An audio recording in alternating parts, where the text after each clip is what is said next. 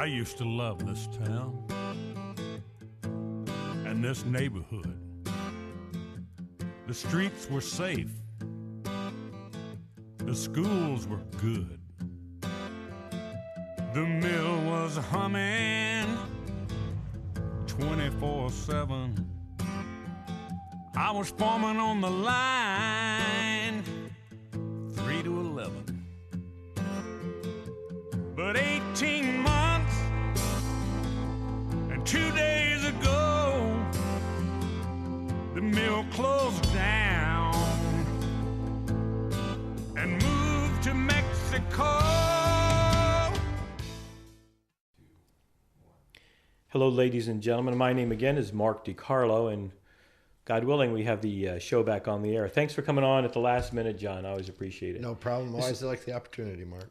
This is Mr. John Kelly, who's been involved. He has had some independent newspapers, of course, and independent websites. Pretty good. What would you call yourself? Gadfly and or social critic. I guess I'd say all of the above, plus community activist, now developer, journalist, teacher. You gave me a card right before the show. Yes. I don't know what it's about. Or I have an idea. Rebuild Corpus Christi, MGR LLC. Right. Let me tell you, I've got one of these PLLCs now, and I'm suspect of any of us that gets that stuff. I don't know that I agree with LLCs, PLLCs, right, or incorporated, but I guess that's the modern world. So what's Rebuild CC about? Rebuild CC is a company that my partner John Temez and I started, and it is to rebuild the older parts of Corpus Christi and revitalize them. It's a private investment and development company. We buy property, develop it, find a new use for it.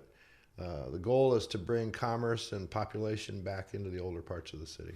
Okay, well, as you know, this is you're filming this in a inner city apartment building at my law office.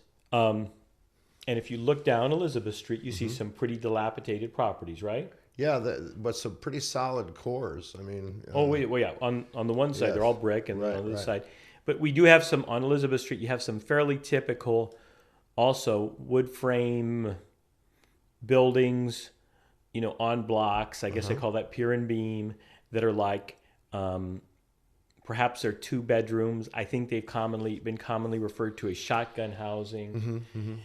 There are a lot of those sort of properties in Corpus Christi, aren't there? Yes, there are. Susan Thorpe, the assistant city manager, gave a housing presentation last week in city council, and she identified that there were over 13,000 vacant properties in Corpus Christi, and another 13,000, these are 13,000 houses, and another 11%, and another 13,000 that were valued under $50,000. Now, some of those houses valued under $50,000 are quite livable. The problem is their valuation is low because of the neighborhood they're in. In another neighborhood, they may be worth $70,000 or $80,000. But substantial, I'd say over half of that 13,000 is housing that should be demolished that is in such bad shape. Well, that's interesting. One thing, I don't know that kind of property. I've never owned a property like that. But one thing I kind of always thought, I said, well, you can get under it real easy. You could wire it easy. You could plumb it easy. There's nothing wrong with pier and beam housing, as far as a building technique. In fact, in our soils, it's probably more stable, creates a more stable base. The pier and beam by itself is not a problem. The problem is a lot of that housing, Mark, was created in the explosion of housing during World War II, when we had the naval bases come here and imported lots of labor. And you'll find Caller Times articles back then decrying the poor quality of the housing that was built. And now, 75 years later, people are still living in that housing, and it's falling apart. Okay, well, you said there's how many? 13,000 unoccupied homes in the city of Corpus Christi? Yes. And how could that be when it seems like property is kind of expensive in the city of Corpus Christi, or it's gone up? Is that not right? Or? Well, yes, we're basically in a housing crisis. I knew the inventory was low, but she reported the inventory of homes available on the market right now under $150,000 is 1.6 months of inventory. the amount of homes that would be sold in 1.6 months. That's virtually none because those homes basically are just coming on the market and going off the market that fast. Under 150. Yes. And over 150, how long are they on the market? You didn't get into that. Probably 5 or 6 months, and then as you get over 225, even longer than that. Here's my opinion, and this has been discussed on this show in previous years. My opinion of the housing crisis in Corpus Christi, if there's a housing crisis, is simply because between the taxes, they're very high, the insurance is very high, the utilities are very high, and as a matter of fact, now everybody has an additional gift from the city, street users fee. That's right. And I think, I believe my mother's was $5 a month, and I don't even know how much mine is on my home. And I don't know how much it is on this building, though I know other people with commercial properties that have gotten. A friend of mine has a kind of a semi-industrial property on Leopard Street, and his bill is $3,000 to $4,000 a year, which is he's horrified by it, you know. Yeah. So I'm sorry. Go ahead. The street user fee is definitely a measure of contention for us. As you know, I was involved in a Neighborhoods First campaign, and Neighborhoods First, we led the campaign against Destination Bayfront because we felt streets and the infrastructure should be the priority. And we certainly were confirmed on that by the voters, who voted 64% against Destination Bayfront. And so the street fee was one of the main issues that drove that election. When the street fee was put in, people didn't realize it only covered 34% of the street maintenance of the streets that were going to be maintained. The other 64% or so were not going to be maintained, but be allowed under the current policy, are not going to be maintained, but be allowed to deteriorate until the residents vote to replace them themselves at 90% of the self-assessment of the cost. I was unaware of that. Most people were. Well, I will say this: I went on there. Happened, have a few free minutes. I go on the internet and I'm researching about this street user fee, and I'm reading it, and it doesn't make any sense. They're saying it's not for improvements, right, or replacement. It's for maintenance, right, and that's been a problem. Well, but what is meant? It said, and I think it even said it's not even to fix potholes. It's for maintenance. No, because the pothole fund is a different fund, and that's for all streets will get pothole repair. Okay, but those that score above 55 on the pavement condition index, which of course are the newer streets already, they voted this in to maintain those streets to make their life longer. But how does one the only thing I know of to maintain a street, what are they talking about? Spraying asphalt on it? What is the maintenance? They're talking both about seal coat and top coat, which top coat's where you go in and replace, you take up the whole layer of pavement and then replace and then put it back down again, smoother and better, adding material. And then the seal coat is where you put the tar and a stone on it to help maintain the road. And those both extend the life of the road, and they're good investments. But the problem is the other 64% are going to be allowed to deteriorate except pothole repair until the residents pay for themselves. The city's flyer in their utility bill that you received about the street fee, if you read it carefully, it tells you that the street maintenance fee is to go to maintain streets that score 55 or above on the PCI index, but it doesn't say what percentage that is. And then it goes on to say streets that fall below that will be covered by another program. But it never says that other program is do it yourself. Pay for 90% of it of your own cost. Returning to my original point, as I've said before, you could give these people the house. The cost of the house is nothing. What are we doing about the cost of the insurance, the cost of the utilities? Again, one friend of mine has a business here, and he has a business in San Antonio. Mm-hmm. And he's saying, well, utilities, electricity bills, et cetera, are much cheaper in San Antonio than they are here. So that would seem to almost depress the price of housing here, or to make it not available to so many people because of the high costs. Yeah, well, even when it comes to the cost of building today, the last figure I heard for building a new house last week was $119 a square foot. 119. Would sound about right to me. So if you're talking about 1,000 square foot house, a very, pretty modest house, you're talking 119,000 just to build it. Now that doesn't include the land cost or any profit for the person who's building it. So now you're at 150,000 before you ever start, and it does not also include any infrastructure costs that you have to put in. But building new property further and further out, new housing further and further out, isn't that one of the main problems we've had of destruction of the city of Corpus Christi? We've subsidized roads further and further out for the sake of major developers to build these homes with an abandonment of the inner city. Mm-hmm. And what you have very much like now is almost what would you say, an inner city urban blight, not too much dissimilar from what you have in up north. Right, and let's talk about how that happened, because I think it's important to understand the current situation, to understand the history of it. After World War II, when most of those older lot areas were platted, they were platted in 25-foot lots, very narrow lots. And so one of the things that happened is those areas, as people in those areas, their children, many of them went to college, or they went to, did better themselves and better jobs. They would have lived in those neighborhoods, but there was not any kind of adequate housing for them to buy. So we didn't experience much growth in Corpus since the 1980s, only a 1.5% to 2% a year. And we had over a 10-year period, we had about an 8% growth in population, but we had a 16% growth in housing. And that was because the only place where cheap land was available was the south side. So people would go out there, and the policy at the time was the developer could go out, put the subdivision in, and then the city would take it over. And at that time, developers were given pretty much a free hand. So we saw this expansion on the south side, and we saw a lot of sprawl. The result was just what you're saying.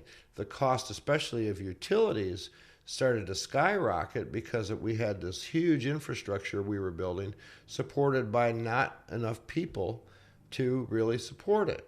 So the per capita load for infrastructure costs, water, sewer, gas lines, all those things, was very, very high. And so now to revitalize those areas, increase the population in the areas that we already have in the city, including the south side and the older parts of the city, is the way to lower those utility rates in the long run. What is the way? Increase the density. In other words, right. Quit building out, right? Yes. There will be some of both, because we are facing such a housing crisis. I guarantee you that they will cross the OSO with infrastructure as well as do revitalization, because we're looking at Corpus Christi doubling in population in the next 10 years. Well, there was an article, I didn't mean to bring this up, but my next guest, they had an article about how big will we get from the Corpus Christi and Coastal Bend Economic Pulse, and I guess it's a little bit... there was an article by a Coker in the Caller Times. Did you read that article? Uh-huh. And then I don't know if that was supported. Let's see. Between 2000 and 2011, Corpus Christi's employment grew at a pace of 1.1% per year on average, the same rate as that for Texas. Since the shale oil boom has boosted monthly employment to an average annual growth of 2.8%. And then they're predicting development plans for the community would seem to be more manageable. I think he's only there through 2022. I think it's just predicted through 2020 a 1% growth. Does that sound right to you? How much? 1%. No, we grew almost 6% last year. Okay. The local projection is only about half of the projected 1.4% for the state of Texas. So I don't know when that study was done, Mark. I'd like to look at it. But the implied annual growth of 0.72% still appears to be modest relative to other popular forecasts. So what is your projection? Or what have you read? Well, basically, we look at what Coker's study analysis, and that analysis basically says, look, population usually follows growth. We're looking at 6 to 8% a year of economic growth, and consequently, we could easily see a doubling of population in 10 years and a doubling again in another 10 years. And this article implied that one of the reasons is because of the aging baby boomer populations. A lot of them go to Florida and or areas like Corpus Christi Texas, and the other reason, of course, is for the oil shale boom. Yes. The growth in the population. And I think that the third factor that the seniors moving to the south, as well as the Eagle Ford Shale, the direct drilling jobs and the jobs related to the drilling are just phase one. The second phase is the manufacturing phase, which is going to be the plastics plants, steel plants. We have a pipe rolling plant coming, all foreign investors. Those things coming here will bring permanent, not only construction jobs, but permanent jobs. They're expecting to have, predicting right now, that we will have between 12 and 15,000 construction workers alone in this town by next year. Interesting. So John Kelly, noted social reformer and or political activist, decided to profit from this. No, just teasing. No, that's okay. I'd like to speak to that because, Mark, what I found rebuild, revitalize. What I found more and more as my careers went on, and I've served in public service, I've served as a government employee, I've worked as is it becomes very clear to me that unless you can become involved in helping decide where capital goes and where it's invested, you're always going to be fighting uphill. But when you become part of the solution and you can find a way that's a win-win for everybody, and that takes private sector involvement. I would say that even though probably more aligned than with the liberals myself, sometimes I do get a little bit disenchanted when I just hear them complaining about everything that's been getting done. Exactly. I'm complaining about this energy source. I'm complaining about that energy source. I'm complaining. Well, gee, what are we going to do? Well, yeah, where do you become part of the solution? What's your alternative? And if you're not offering an alternative, then you really don't have a right to complain, is my feeling. And I've always felt that way. I've always been, no matter what I've been involved in, is that you have to have some answer to that question. So property acquisition, rebirth. Okay, you buy any property yet? Yes. How's it going? Good. Cut your thumb, man. Yeah, not buying property. Cut your thumb on a table saw. Well, that was a hobby table saw. That wasn't really working. Hobby's cutting my thumb. Yeah. Maybe you can see those locks over there. I've had this place like 26 years. The place still isn't finished. Trying to get somebody to. I did that. I've gotten busier through the years. Site analysis, concept development, build out, product marketing, consultation for owner development.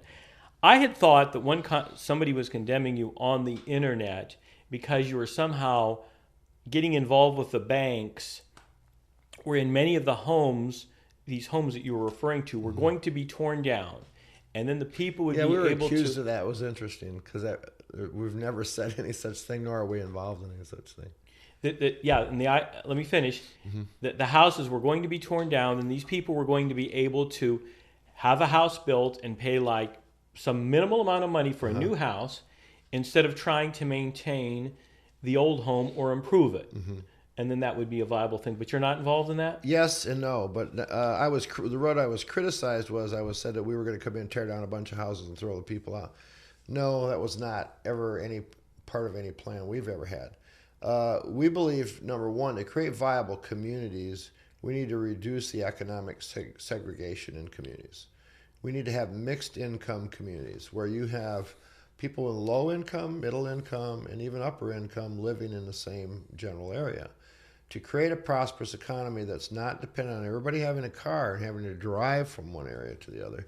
And if you go to areas that are successful, they have mixed income economies. You need somebody to work in the Stripe store on the corner. You need someone to operate, keep the building clean and maintained. And those people can't afford a lot of times at the wages they're making to afford a car and drive clear across town, the time and energy. And we're competing for those people with other high-paying jobs. So you have to have every element in the community. You have to have the upper and middle income that has the money to spend to provide those jobs. I can tell you that I find a mixed income economy, as you call it, a much more interesting and vital. Absolutely. Life. I lived it in Chicago, and it was great. It was really when I had, for example, when I had bought this apartment building, I lived on the second floor for the first 7 years I owned it, and I kind of preferred it. Yes. Because on the weekends, obviously in the hospital district, there's nobody there, and on the weekends, so you've got commercial also, and it's more colorful. Right. Having said that, mixed economy is one thing, but obviously you have a certain amount of crime affiliated with, as the right would say, people either with whether drug or alcohol problems that aren't working. Obviously, in the inner city, we've got homeless. Is that part of the mixed income economy you're talking about? Because then No, that's the reason we have those things, Mark, is because we don't have mixed income economies. We have segregated economies. Okay? If you relegate all of the poor to one area, what happens? Number one, you get more crime. Okay? You get more homelessness. You have more other social and economic problems. And we do that by segregating. There's less opportunity in a segregated poor opportunity for a job. Okay? There's less opportunity for services. There's less opportunity to participate. You know, those things are important to breaking down the social and economic causes of crime and addiction. So where's the model? Where's the what city or area is the model that you're talking about where this exists? And I think you can look at revitalization efforts around the country, and the ones that have been more successful. There's one of the problems that comes with revitalization is gentrification. And gentrification can end up pushing all the poor people out of an area, and then you end up with just a new rich area and a new poor area. And what is gentrification? It's like what happened in South Austin to a great degree. They've been having an ongoing fight in South Austin because of that. South Austin, east of the highway, was generally considered a poor minority area. And as soon as you went under that highway, you crossed into a drug-infested, poverty-infested area because it was segregated economically and socially and racially. And now, as that area has become more popular and one that people have been moving into, buying homes, upgrading the homes, they've actually forced the low-income folks out of there because of the increase in taxes and rents and so on and so forth. That's gentrification. Okay. Well, that gentrification goes on in many cities. I think Absolutely. maybe in Cleveland, I think Little Italy is being Yes. gentrified or whatever, and then they have to move out. Right. And And to keep those communities economically viable in the long run, you need to absorb a lot of that low-income population.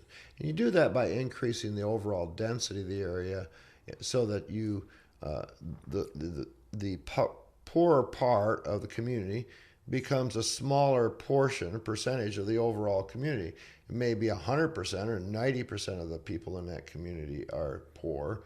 Well, if you add, let's say it's 100 people on those several blocks, if you add 900 more people to those blocks, and they have higher income, what have you done?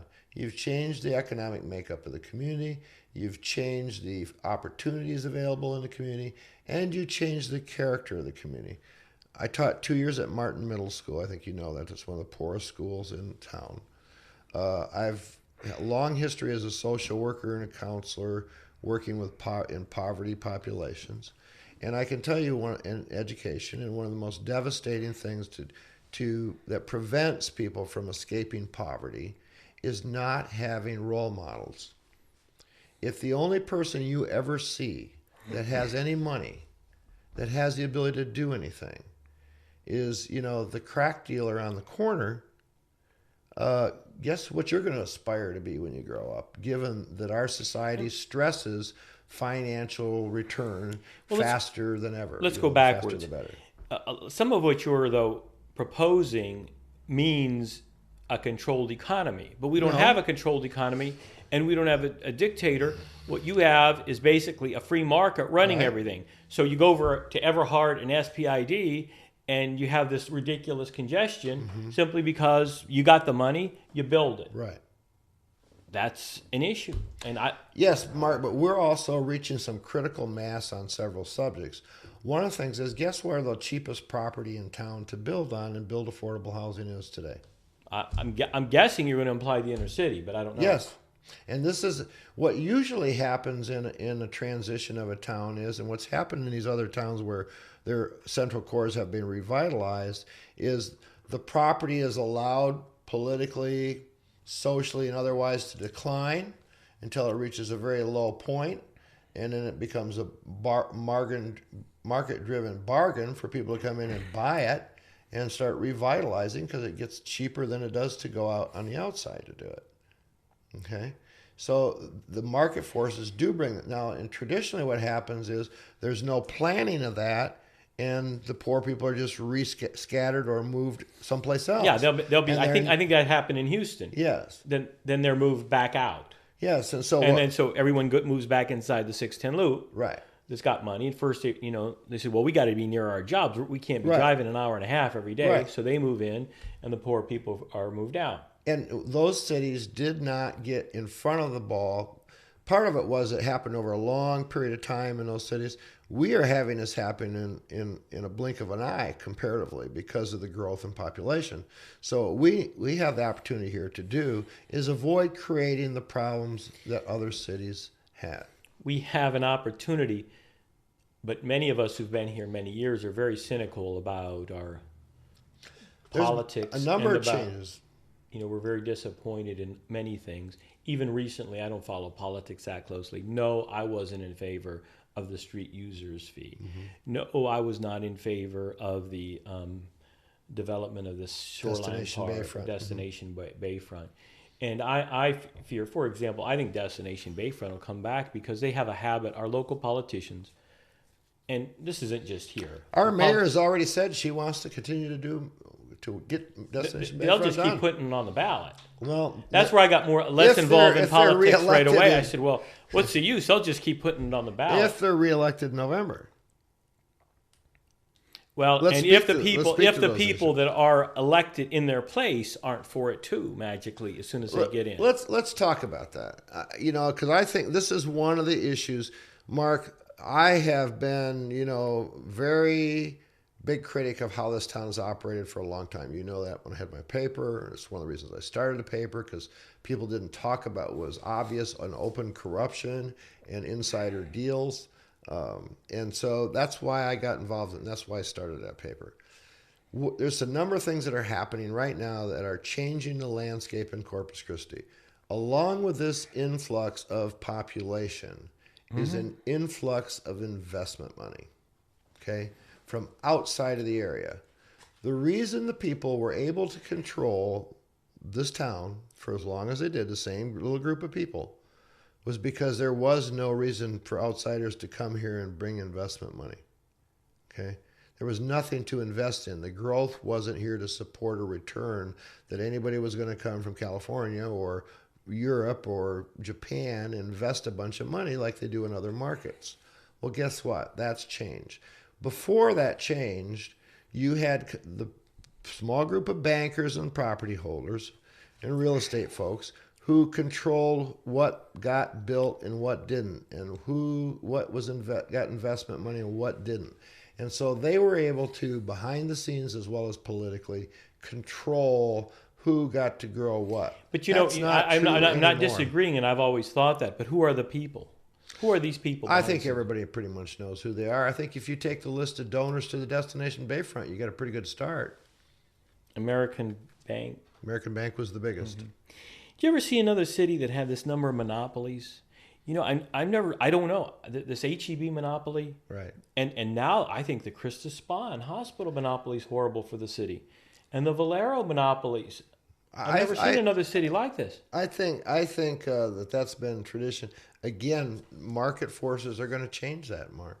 You're going to see the hospital, lots of new companies. Somehow, how is it that we have almost nearly just one hospital in the city of Corpus Christi? Oh, I don't think so. HCA is a very big competitor with them. Christus Spa, Shoreline, Christus Spa South, Christus Spa Memorial, all the clinics. Well, and you have Doctors Regional, and you have Bayside. They're also expanding. You're going to see the other thing that's going to bring other medical providers into this area is what you mentioned earlier, and that's the growing older population, the baby boomers retiring here. That's a high demand for medical services. Corpus Christi is going to become the medical hub for South Texas, south of San Antonio, and already is a good start that way. And so I think that you'll see more companies enter the market here. just because of the growth. When you have that kind of growth, you attract people who want to make money. They see that as a growing market. They see that they can come in here and compete, and they will do it. In the last weeks, Mark, I've heard of 3 different groups, international investors, coming here to look and buy property for investment purposes. And why is that? Never Let me ask happened. you- yeah, That hasn't well, happened in and years. I'm a conspiratorialist, right? Mm-hmm. All at once, we get, we got an Italian factory, Right. we get a Chinese factory, Sure. we get was it German? Yes. Was it German? Austrian. Austrian. I mean, how is that all at once? I mean, it's great in a way, Corpus right? Christi, It's great. yeah, Corpus It's Christi great. is on the map of the world. Not just the great. United States, but the world. Understand what's happening in the world economy right now. The emerging markets where a lot of people had their money invested are not doing well. Brazil, the BRIC countries, China's struggling a little bit. Europe has not recovered. So investment money is coming back to the United States. First of all, for safety. Is those, when you look at what's happening in Argentina right now, where you might get wiped out if you stay in that market, people are getting out of that market and including Argentinians, and putting their money into safe places like the United States. So they come to the United States and say, well, we'll invest here. Well, where are we going to invest in the United States? Well, there are not that many markets that are growing, and there are not very, very few that are growing very quickly, and only one that's growing like us. This is the biggest oil and gas find in the world. Okay. So repurpose, rebuild, and revitalize the inner city is your small company, product marketing, etc. Mm-hmm. And you think there's going to be a market because of the boom in the Corpus Christi area. And how is our homeless problem here? You mentioned the homeless, and then you mentioned something. Let me return to this, but then we'll get to the homeless. Okay. You said in these poor areas that the main problem is that these people, they don't have a role model, or the children don't have a role model. That's a good and part that of it. oftentimes, well, that's what you had said, and, and you'd often said that they don't have a role model, and that they look for the drug dealers, etc. What about the conservative argument that there's that these people are actually spiritually impoverished, and or that they don't believe in the virtues of hard work, and or that if they believed in the virtues of hard work, and if they had religious or spiritual beliefs, that they would work hard, but the idea of drugs, the idea of drugs, etc., are like a kind of a spiritual malaise or problem which is devastating these people, and that the right wing believes that if these people were more honest, hardworking, and had integrity, they would not, in the United States of America, be in poverty. Is that a legitimate argument? No. I'll tell you what is. I would say that people who live in poverty in areas they're surrounded by poverty do end up in a spiritual malaise, but not one because of a lack of desire to work hard. It comes from creating a culture of poverty. Now, there's been a lot of written about the culture of poverty, and the culture of poverty emerges. And I've worked in impoverished areas of all types all over the country, and it does not make any difference the color of the skin or the ethnicity or the country of origin or any of these things, Mark. What it has to do with is when poverty breaks down the ties in the community, it isolates people, it gives them fewer opportunities, it reduces them down on the basic level of Massey's level hierarchy, to where you're struggling day to day just to get by. The more it takes physically, emotionally, spiritually, just to get by, the meaner your society gets. Okay? You don't have room for kindness or empathy or anything else. I don't know, because Or it seems, hopes, well, yeah. many On the other times. hand, sometimes I think the poorer people are kinder. So I don't know. Well, they are to each other.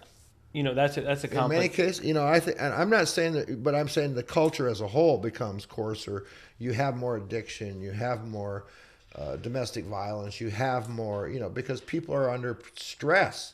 Poverty creates emotional, physical stress. So there's a move on now to raise the minimum wage, and the raising of the minimum wage the argument is going to.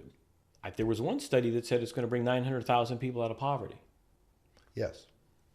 Where are you at? What do you think about raising the minimum wage I versus the Republican argument that it's going to cause more people to work part time? Well, all that. it's a bogus argument. First of all, they're quoting and saying they'll throw 500,000 people out of work. But the CBO study does not project that projects immediate consequences. It does not project secondary gain due to those 900,000 people that are brought out of poverty spending additional money in the economy that's going to create more jobs. Okay. Well, that's what I think. Included in it. I mean, I tell you, at least a third of my practice Right. will benefit. Right. Because a lot of my clients, if they had more money, they would hire me. The cost of labor today is only about 15% of the cost, the market product cost. Well, that's a big generalization. Is that of everything? That's a big generalization. Yeah. But when you look at the kind of jobs that are affected by the minimum wage, you're talking about service jobs. Okay, and those service jobs are, the guy who's running a restaurant's not making his money off of the delivery of the food to the table. Okay, he's making it off the amenities and the ambiance and everything else. That's what's going to determine his price point. So, to say that, man, some of the restaurateurs here locally, they do skip on what they pay. Oh yes, they do. Well, and these restaurant doesn't even have to pay minimum wage; they pay $2.75 an hour. And this is a personal observation, no studies or anything. But I mean, a lot of these restaurants, these people make professional wages and above that own them. Yes. And man, they don't want to, they're not paying nothing. No, because it's all tips. Well, the cooks too. They're not getting tips. They don't. So. But of course, the price of all labor is rising here because of the Eagle Ford Shale. Okay. Right. And so there is a general. So we don't need a minimum wage here in Corpus Christi. Corpus is not the biggest issue. No, I don't think Corpus has a bigger problem with that as other areas, and that's rapidly changing because the cost of labor is going up, and it's going up quickly, and that means more people are going to have more money in their pockets. Our unemployment rate now is 5.5%. It's one of the lowest in the state, if not the lowest in the state. Virtually everybody who wants a job and can qualify for a job has a job. Now, do we need to make a path because we need labor? One of the things we need to do is we need to create a pathway for people who have a previous drug offense or a failed drug test or even a felony back into the workforce. Let me say, I did want to say something about that. When I started practicing 28 years ago here locally, whatever, somebody come in, they tell you'd ask them if they have a DWI. They say no. Half the time you'd find out whether or not they did. Half the time you would never know. Nobody would know because it wasn't on computer databases. Right.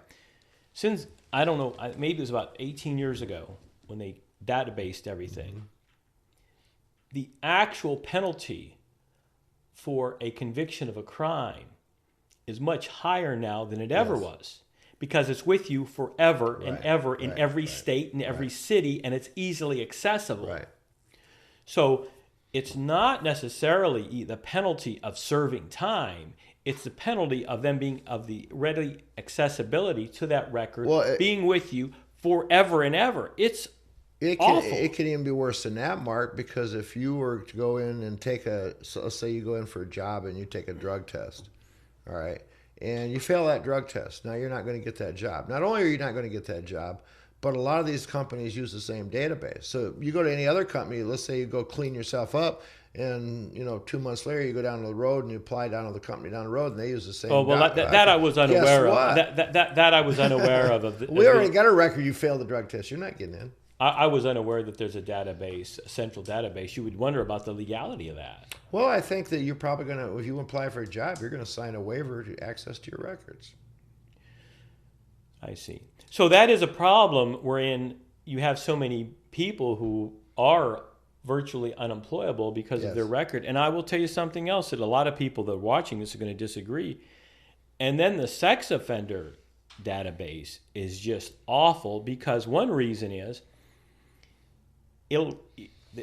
when they simplified the penal code years ago, aggravated sexual assault. Well, it's aggravated sexual assault if you're 19 and you have sex with your girlfriend who's 15 and sexually mature, it says aggravated sexual assault. Right.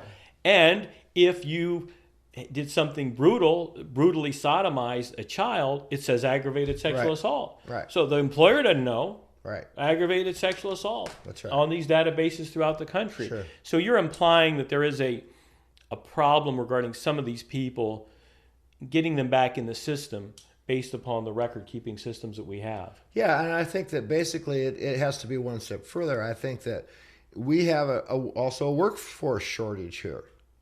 And if we want to see more people get off of welfare, and we want to see more people actively working, participating in the economy that have been excluded from it, then we as a community have a responsibility to create a path for them to meet certain things and get certain assistance to do that. It benefits so us as a society. What are you proposing? Well, I think number one, I think the courts and the industry and some of the trade and education programs in the community need to form some kind of coalition to create a pathway. You know, one of the reasons that the Republicans are not big enthusiasts, I'm under the impression of some of these programs, is I think they say they don't work. So don't have them. Well, the problem do they work? The problem is first of all, Mark, you have to understand nationally, not in this area because we're in a different situation, but nationally, the bottom line is there are not enough good paying jobs for the number of people we have. Well, I think that's an issue. That's a huge issue. That's true. Huge issue. Huge issue. You know. I mean, you know, and so you have large portions of the population that are underemployed or unemployed, not through any fault of their own, but simply because of the automation, offshoring, free trade, and other impacts on our economy. You know, somebody said something the other day. I thought it was an interesting issue. We have a minimum wage in the United States, right? Mm-hmm. But I don't know, maybe the jeans that you have on, maybe they were made overseas by somebody making $1 an hour. Probably. And then they're imported. Mm-hmm. Should we be importing from factories that pay less than minimum wage? If we do, we're destroying our own workforce. Exactly. I don't even know if we should. That's what free trade is. Well, but I mean, I don't know that you should do that. Maybe we should. I mean, this is a very radical idea. I'm thinking to myself, well, maybe these imports should only be allowed if they're paid American minimum wage in these factories overseas, or else how could we be destroying our own workforce? You know, the ultimate answer to that, I think, is going to be one about a huge paradigm shift in our economy and how we think about local production. And as the cost of energy gets higher, of course, you'll see production shift back closer to markets. And that's going to take a long time. It may never. Now, It may never because of fracking and or new ways to develop oil and or new way to harness energy. And that's one of the things that will actually bring a lot of that home. That's why you see the Chinese bringing a plant here, the Austrians bringing a plant here, the Italians bringing 2 plants here. Those are jobs coming back to America. I think these Italians come here. That's just great. It's a joke. But I want to talk about how the stuff we're talking about ties in with how those plants real are. local but you know, wait a minute. issues. You just go backwards. Okay. Man, why are the Italians bringing those plants here? You ever been to southern Italy and see the poverty down there? It's very simple why they're bringing them here. They're bringing them here because we are on a port and we have cheap, almost unlimited natural gas. The gas, so it's economically driven again. Yes, the natural gas is going to here is selling for something like $2 a thousand cubic feet. There it sells for $15 or $16. And I'm bringing up Europe. I'm bringing up Europe because I personally saw the sort of underdevelopment and poverty that you see in southern Italy. So I don't, you know, people talk about socialism or something in Europe and this and that. Well, some of these countries haven't done their people that much good either. Right. They're not, you know, they're not on a pedestal. Right. Hence, I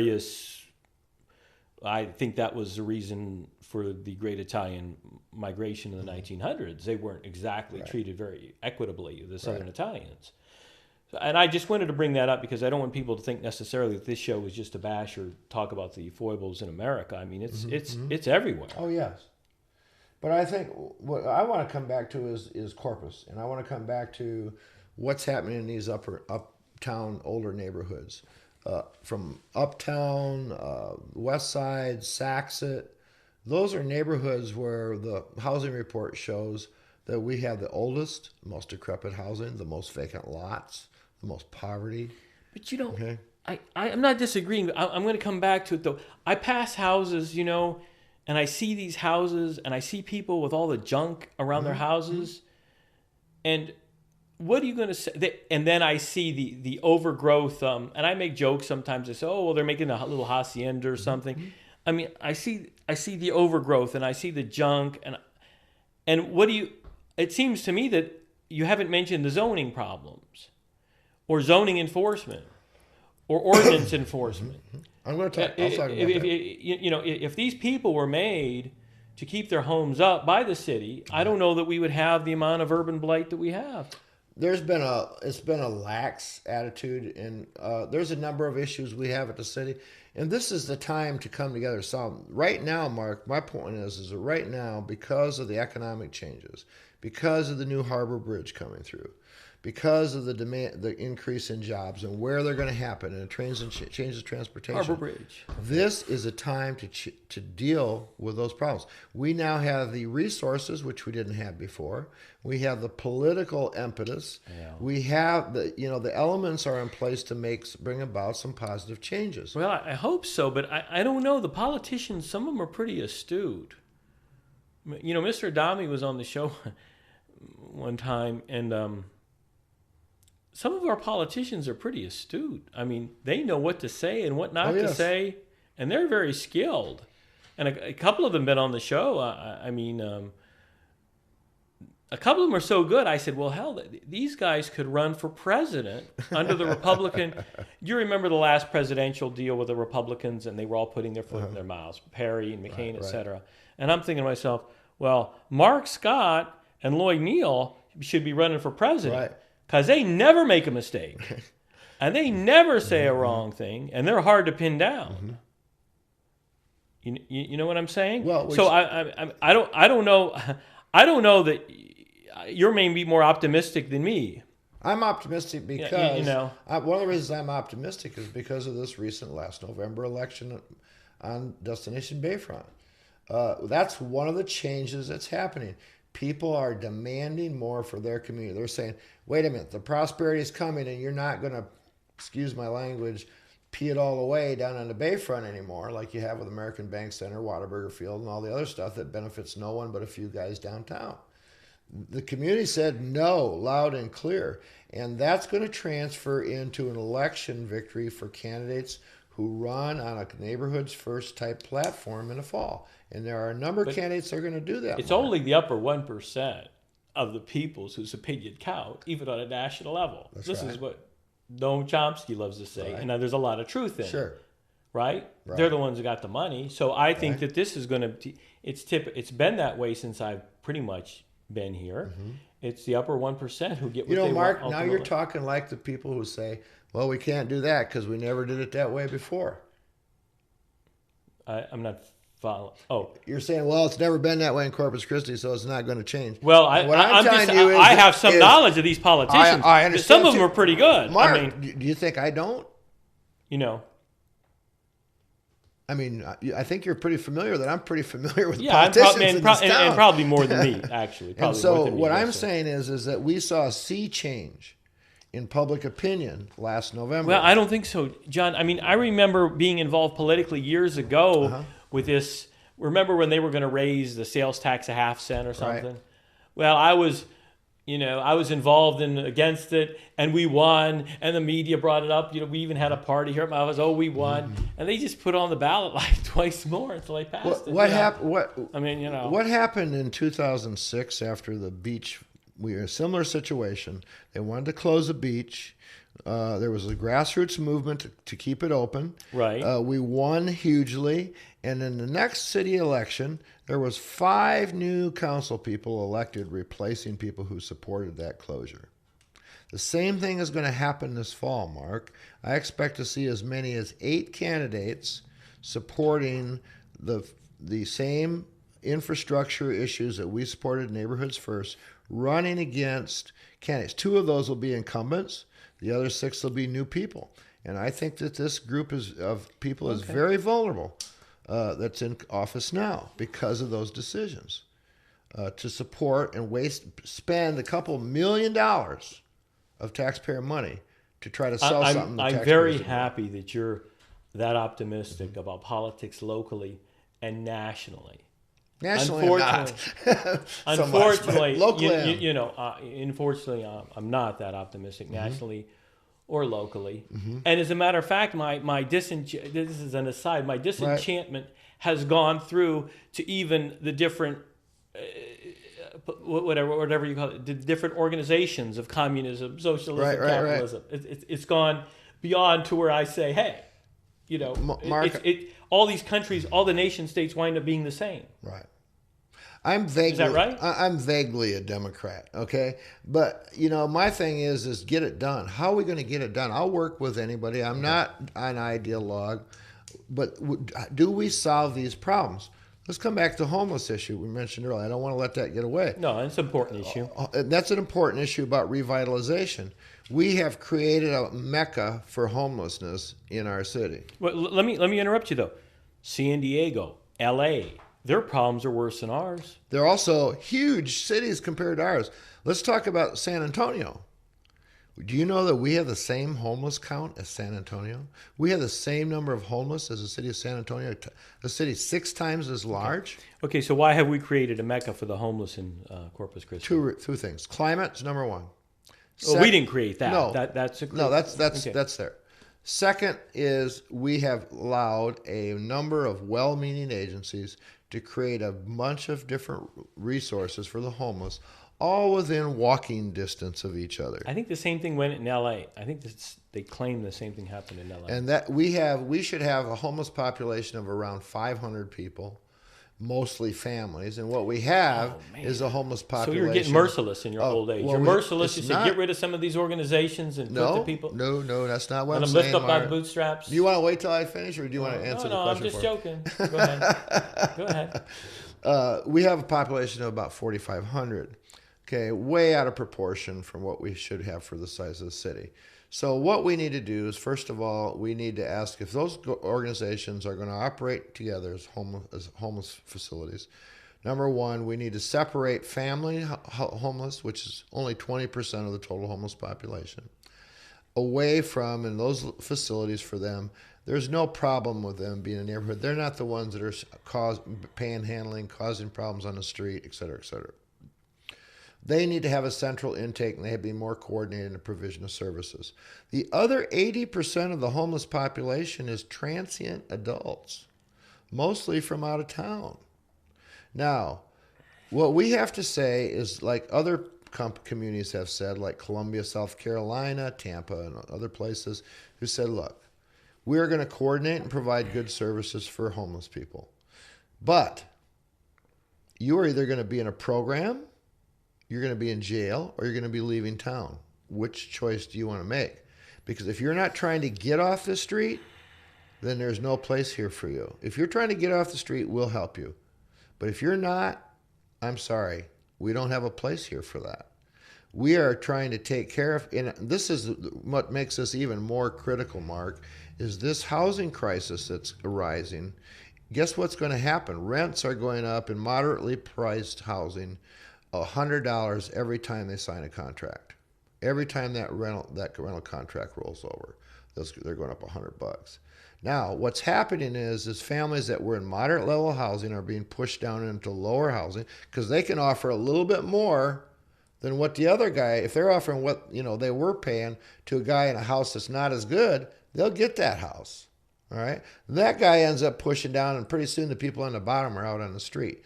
We're going to see a huge increase in family homelessness in this community over the next 3 years, and we have to say, okay, where are homeless resources going to go? Are we going to put homeless resources into taking care of transients who do not want help, who do not want to be in a program, who do not want to be responsible and want to be supported on the street, or are we going to help families get into housing? It's not important that I probably disagree with you, but I probably do. I must say that a huge number of a lot of our homeless, don't most of them have emotional problems? 80% of that transient population has mental illness or addiction. Right. That does not mean they want help.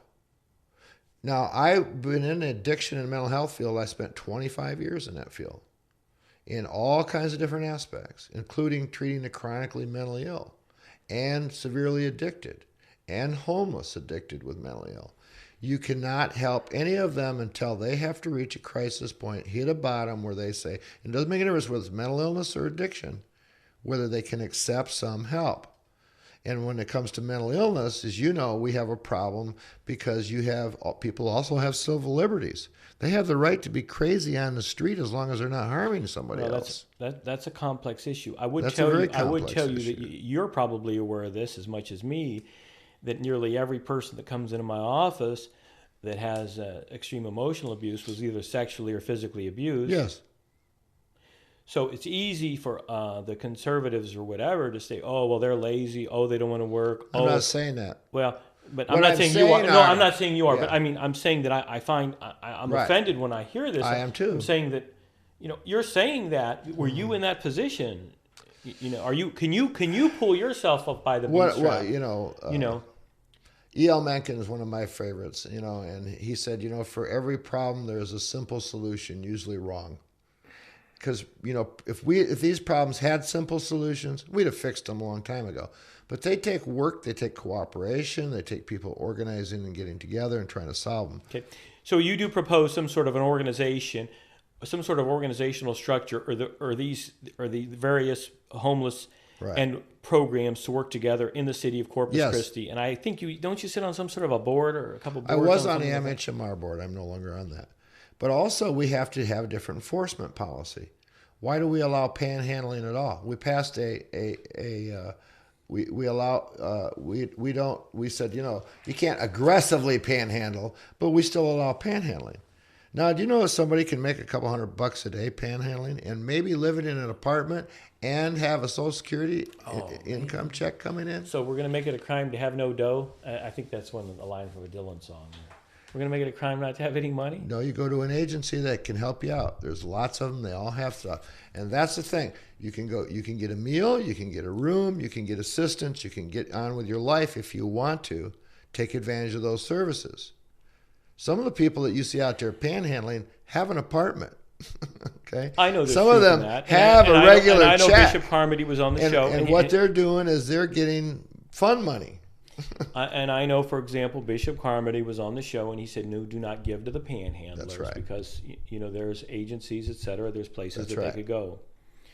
Well, I wanted to thank you for coming on, and Rebuild Corpus Christi Manager LLC John M. Kelly, and then hopefully you could do for some good practical. Sounds so. like you're trying to orient it very practically in terms of trying to do some good for the city. Yes. Thank you for coming on. Thank It's you. been Mr. John Kelly. Good night.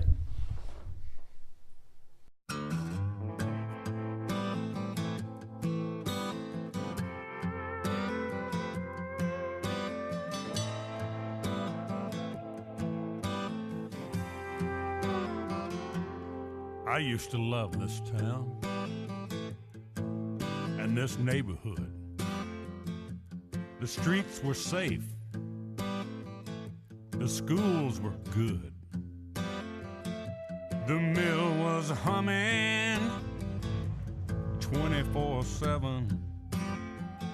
I was foreman on the line 3 to 11. But 18 months